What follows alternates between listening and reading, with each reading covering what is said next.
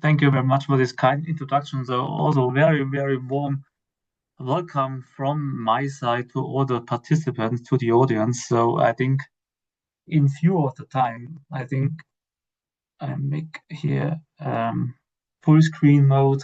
So just let's kick it off. A short introduction of RENK, what RENK is doing, and I think maybe more important, what is the strategy, and of course the midterm outlook for RENK. But let me start with our first slide. Um, why RENK?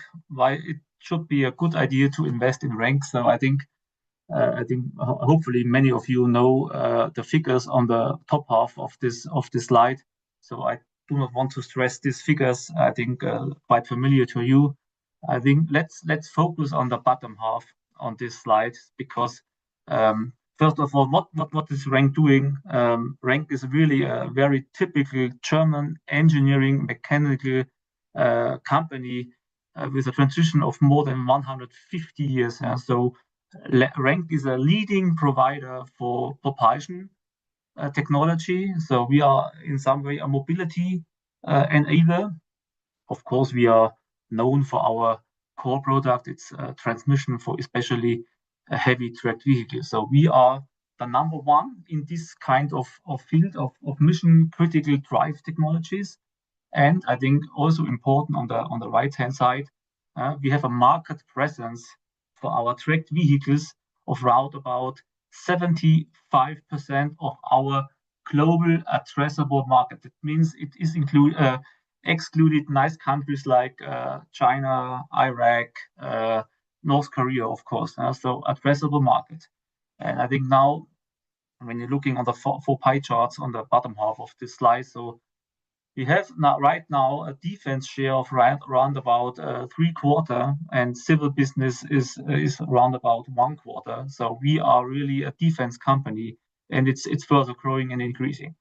I think this second pie chart maybe is the most unique one. I think it's our USP by far because our share between new build and new business and aftermarket business. So it's a 64% new build and 36% aftermarket business. So if you compare RENK with other defense peers in Europe, you will hardly find any other defense peer with such a high aftermarket share. So this is really a unique strength of RENK, and therefore we are really proud. And I think the good story is we want to further increase this aftermarket share. Maybe I will touch this later on. I think not only our aftermarket business is very nice, it's also our geographical diversification. So this is now for the group, not only the defense business, so it's the total group.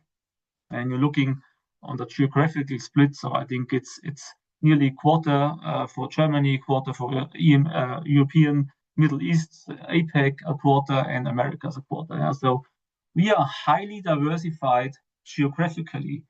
I think this is really important, and this is not only geographically, it's also for our customer base. So we have really a diversified customer base. We are not that dependent on a certain customer.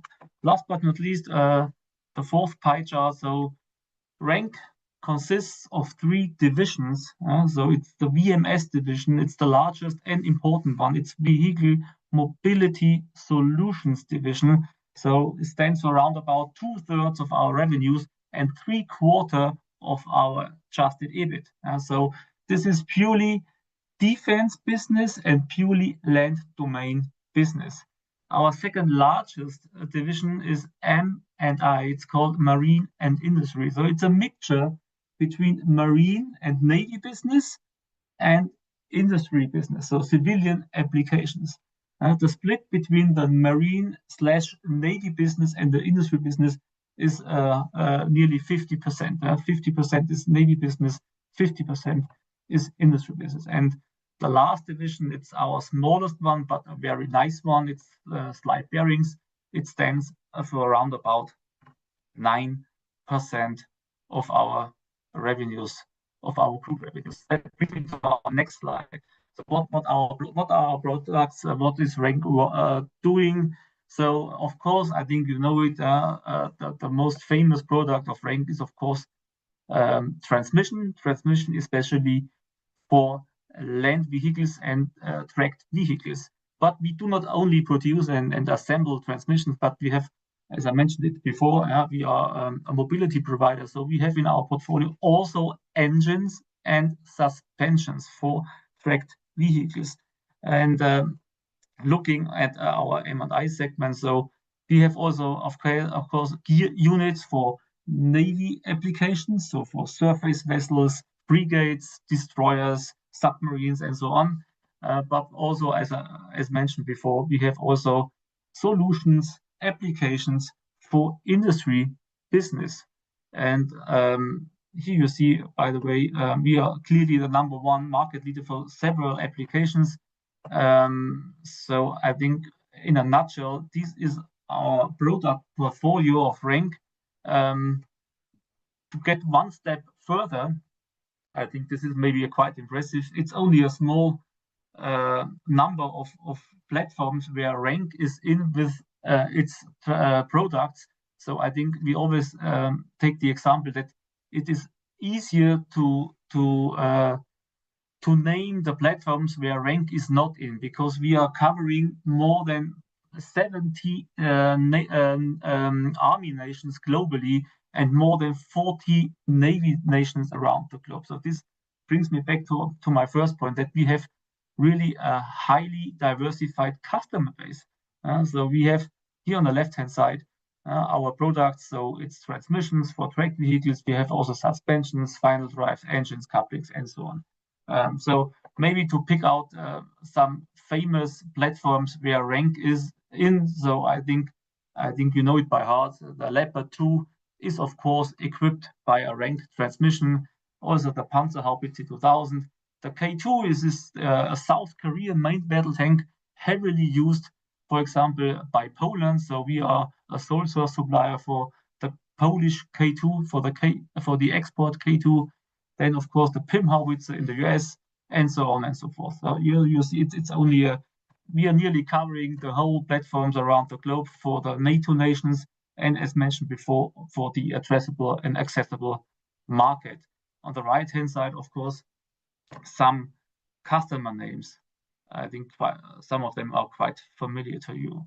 So this brings me to our financial framework. So I think the guidance for 2026 is, I think, hopefully familiar to you. So we want to achieve more than 1.5 billion in terms of revenues, and our adjusted EBIT guidance is 255 to 285 million euros. So the midterm guidance. So when you look in the middle, these two figures. This is the former midterm guidance we have provided during our CMD in September 2024. So we want to achieve more than 2 billion in terms of revenues by 2028 and more than 300 million in terms of adjusted EBIT by 2027. And the midterm guidance on the right-hand side of this slide, I will come later on. And I think on the bottom half of this slide, you see our financial building blocks. So I think interesting for you as an investor, of course, our capex ratio as percentage of revenues. So in average, we are still sticking to this 3% of capex ratio. So you will recognize a slight increase in the current year, close to 5%, and to 4% in 2027. But in average, from 2024 to 2030, we are still at this really low number of 3%. I think also interesting for you, I think it's cash conversion rate. So our ambition and midterm goal is 80% over time. So this over time means in a 3-year average. And net working capital ratio. So I think this is the last point I want to mention. We have this ambition out of 20% of revenues. Right now, I think we are at a level of 25%. Of course, we have the aim to further decrease the net working capital ratio. And over time, I think this is our midterm ambition to achieve this 20% goal. This brings me now to our strategy. How do we want to achieve our midterm target by 2030 and beyond? So I think this, as I mentioned before in my intro, so we are a defense company. Currently, 75% roundabout of our revenues are defense related. And you see it here. We want to increase it by end of this decade to roundabout 90% organically. So the civil business will further decrease to roundabout 10%. So we have two different management approaches for these two kind of businesses. The defense business is, of course, the center of gravity for all, for capex, for opex, for R&D, for M&A, for capital allocation. So full throttle. The focus is, of course, on profitable growth. It's a little bit a different story for the civilian business. So maybe you know it, especially the new business. The new business within the industry is, of course, highly margin dilutive. So therefore, we have this approach of managing for return. So we have a selective approach of what new business we acquire, and maybe we are focusing on further aftermarket business outcoming of a new business within the industrial business. I think so. The message is clear: 90% defense revenues end of this decade, only 10% is civil-related business end of this decade.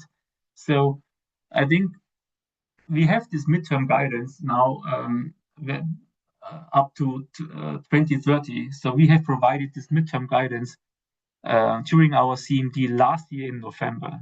So we want to achieve in terms of revenues 2.8 up to 3.2 billions in terms of revenues organically. And the question is, how do we achieve it to achieve this new midterm guidance? So we have forget this D bucket, so the right-hand side bucket, concentrate and focus on the three buckets A, B, and C.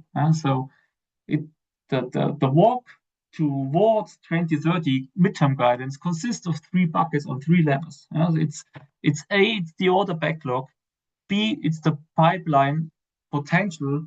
And of course, C, it's the incremental German uplift. I will touch it later on. And looking at the figures, currently we have an order backlog of 6.9 billion end of the first quarter. We have a projected order pipeline of 11.5 billion, excluding Germany, and also it's also included only new business, no aftermarket business. And as I mentioned before, the German uplift, so 1.4 to 2.2 billion, this is the range. And do not forget the aftermarket opportunity and potential, 3 to 4 billion until 2035. So let's take a deeper look into the three buckets. Maybe first, the bridge towards this 2030 midterm guidance. So if you accumulate all the three buckets, you will achieve this figure of 2.8 to 3.5 billion in terms of revenues. But I think there are three requirements that must be required in order to fulfill this midterm guidance. First of all, has RENK enough financial power to invest in OPEX, in CAPEX? So I think there's a tick in the box. The second thing is, has RENK the supply chain under control? Is it stabilized? Is it secured? There's also a tick in the box. But now comes the third level. Are the primes like Rheinmetall, KNDS, GD, and so on fast enough to ramp up their capacity? And so this is something we do not have in our own hands. So it's highly dependent, of course, on the speed of the primes. So if they are not fast enough to ramp up capacities, so maybe we have no chance to achieve our midterm guidance. But you can trust me that all the primes, especially of course Rheinmetall and KNDS, are doing a lot of efforts, of course, to increase capacity. I mentioned it before. So the first bucket to achieve our midterm guidance by 2030 is our current total order backlog. And our total order backlog consists of three buckets. So the first one is the so-called fixed order backlog.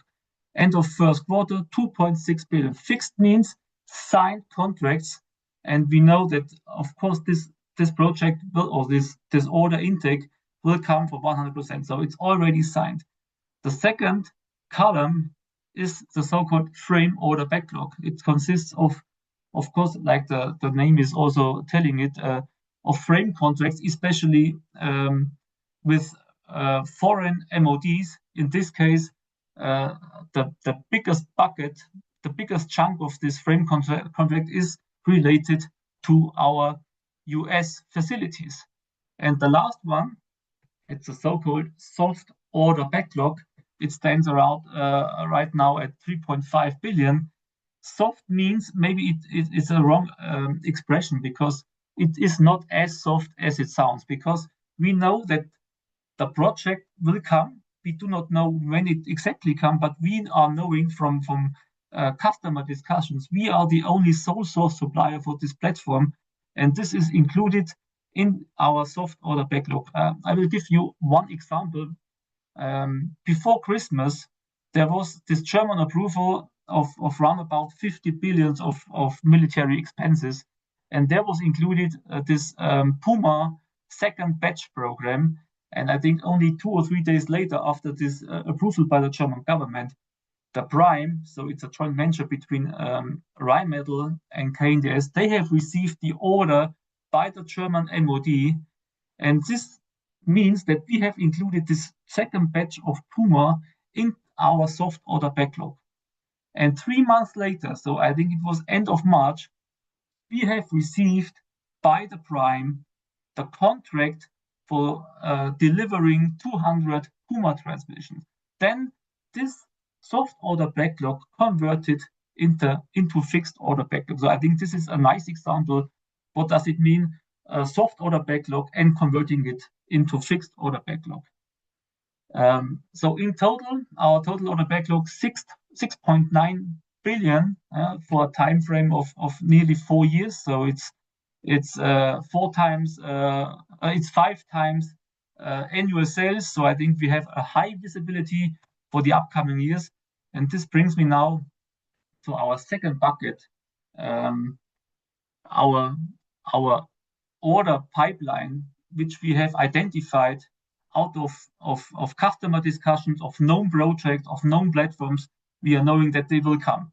And this, as I mentioned before, is excluding Germany and only includes new business. So you see here, it's separated into different areas. So it's EMEA, so it's European Middle East, it's Americas, and it's the APEC, so the Asia Pacific region.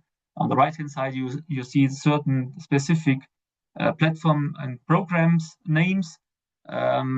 So the potential is huge. So on our first slide, you saw that we have a market presence of 75%. So does it mean that we will win every new tender within the next 6 years? No. But the likelihood to win at least 50% of this 11.5 billion is quite high. So I think we have really a very, very strong order pipeline. That brings me now to bucket and lever C. It's this incremental upside potential by the German customer. And looking on Germany, so I think Germany right now is fully committed. So there are no financial constraints. There is no problems with debt structure and so on. So Germany is fully committed to execute on certain various platforms and domains. And looking at the German procurement process, so this is divided into 2 phases. The first phase already started last year in 2025 and will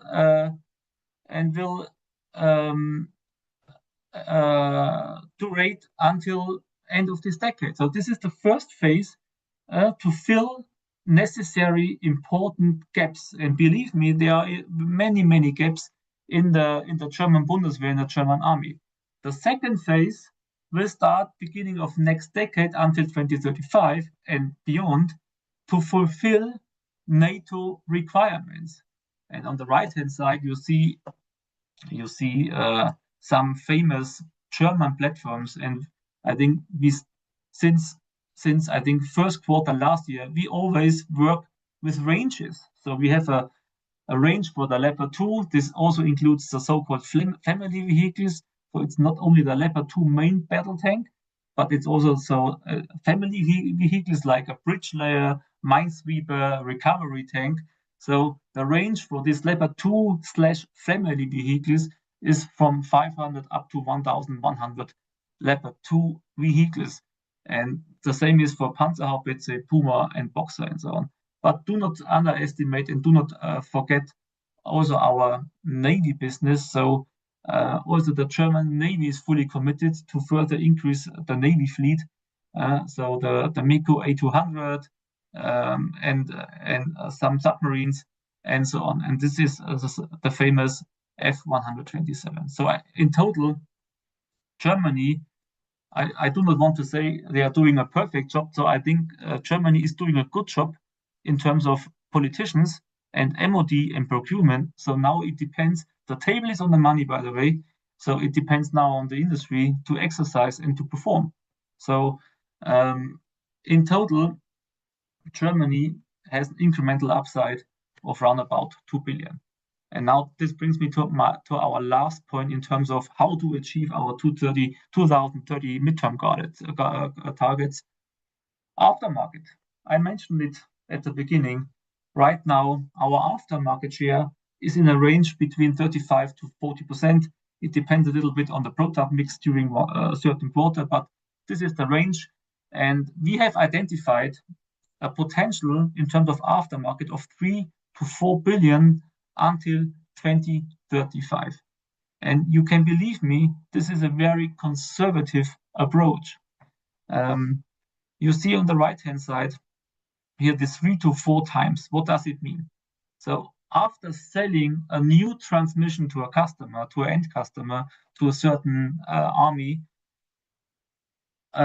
it comes over the whole lifetime 3 to 4 times back for an aftermarket service.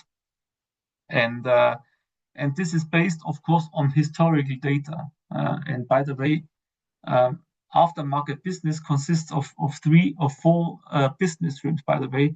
The most important one, of course, are the spare parts business. We call them golden parts for certain reasons, of course, because especially spare parts have a decent margin level.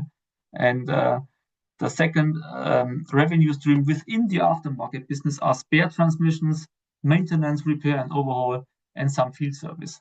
So the biggest part of the aftermarket business, around about 70%, are spare parts. And this is why we want to develop, by the way, we want to further increase our aftermarket share. So what's happening right now and in the upcoming couple of years? Right now, we are flooding the market with new transmissions. And every new transmission adds an additional layer on future aftermarket business. So after a certain time lag, I don't know, maybe after 3 or 5 or 3, 4 or 5 years, the aftermarket business will kick in by this incremental new business. And you can imagine that in the last 3 decades, the usage, the training of the armies, of the NATO armies, was not very high. This has significantly changed by the meantime. So the nations are training more, are exercising more, and of course, if you are using more, then of course you must go more often to aftermarket service. And last but not least, because I have only 5 minutes left, maybe this is also familiar to you because this slide we have shown on our Q1 release on 6th of May.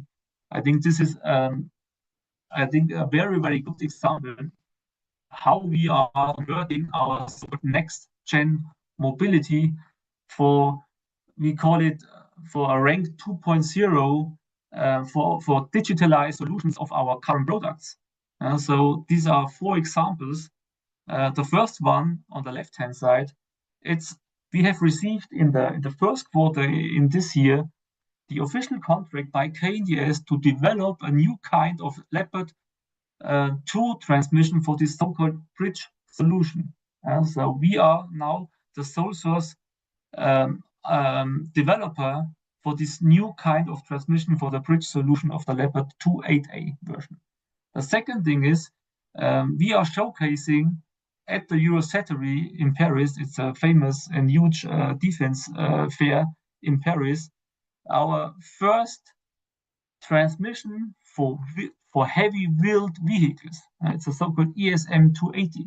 So we are also trying to enter these wheeled platforms, by the way. And I think the most interesting one of these 4 examples is the so-called UGV. UGV stands for Unmanned Ground Vehicles. So on the Eurosatory, so I think it's 4 weeks from now, we are showcasing our first prototype of a heavy tracked unmanned ground vehicle in partnership with the Finnish prime. It's called Patria.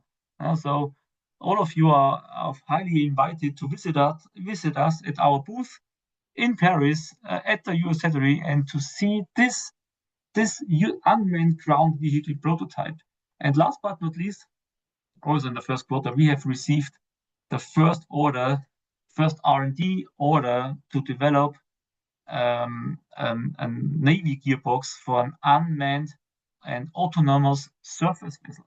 So these kind of examples are indicating that we are now doing the next step to digitalize our current products, that they are drive-by-wire capable. And I think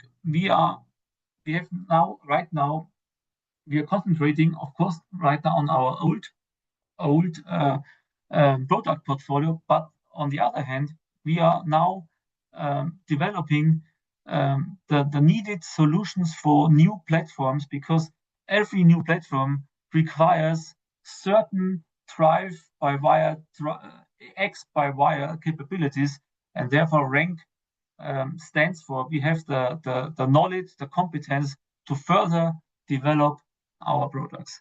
So this, I think, concludes my short presentation of RENK, and now I'm happy to take your questions. Yes, we just have a minute left, so just one quick question. So looking at the broader defense ecosystem, where do you currently see the largest opportunities for RENK to expand beyond its traditional core appliances? Good question. So I think I touched it. I think, first of all, the field of unmanned vehicles. This does not only mean unmanned ground vehicles, because also a drone in the air is also unmanned. But of course, we are focusing on land and sea. So I think this will be a very, very interesting market for RENK, because we are highly convinced that this unmanned vehicle market will be a mass market in the next decade. And this is the reason why we are preparing right now for these new developments. So this is one field we want to further develop and increase. And the second thing is the topic aftermarket. The aftermarket will further increase in the next decade. I mentioned it, and I hopefully I explained it correctly. So we want to establish and develop RENK as a Safran or MTU aero engines company with an aftermarket share of 50% or maybe beyond, to have really a nice aftermarket business with recurring revenues, with generating free cash flow activities. And then, of course, I think these are the 2 big drivers for our business in the next decade. Christian, thank you so much for the fantastic presentation. You're welcome.